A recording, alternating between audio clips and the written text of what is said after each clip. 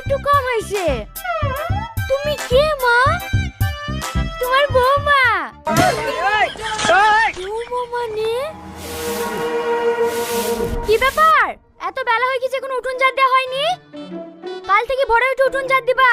আমি সকালে উঠে তোমাকে ঘুমাইতে দেখলে কিন্তু গায়ে পানি ঢেলে দেবো, কথাটা মাথায় থাকে জেনে। এই কে তুই? কে মানে? এই বাড়ির মালিক, তাড়াতাড়ি ঝাড় দাও। এই তুমি কোথায় যাচ্ছ? টিউশনে। ঠিক আছে, টিউশন থেকে সোজা বাড়ি চলে আসবা, কোনো ছেলের সঙ্গে কথা বলবে না।